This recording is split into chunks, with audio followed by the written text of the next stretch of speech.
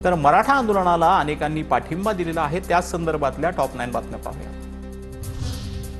तर मराठा आंदोलनामध्ये 1.5 वर्षाच्या चिमुकला सहभागी झाला होता। रिधांश असे या चिमुकल्याचं नाव होतं। डोक्यावर भगवी टोपी आणि हातात भगवा झेंडा घेऊन चिमुकल्याचं कुटुंब त्याला घेऊन आलेलं होतं।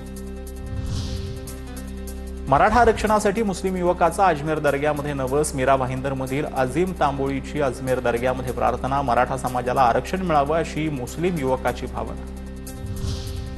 खासदार धैर्यशील मोहिते पाटलांनी जरांगेंची भेट घेतली। सरकारनं मराठा आरक्षणाचा प्रश्न जास्त ताणू नये असं त्यांनी सांगितलेलं आहे।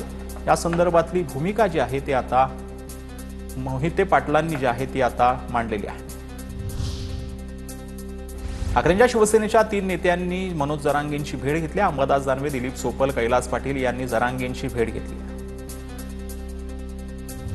मनोज जरांगेंच्या उपोषणाला वकील संघटनेचा पाठिंबा। छत्रपती संभाजीनगरमधून वकील जरांगेंच्या भेटीला।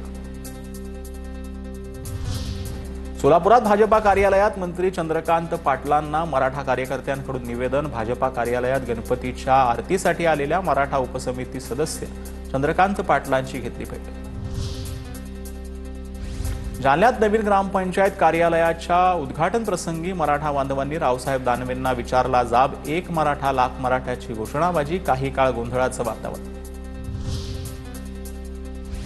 पुण्याच्या खेड तालुक्यातून शिधा घेऊन मराठा आंदोलक मुंबईकडे रवाना। 5 कंटेनर आणि 7 पिकअप गाड्या लाखो लोकांचा शिधा घेऊन मुंबईच्या दिशेनं मराठा बांधव निघाले।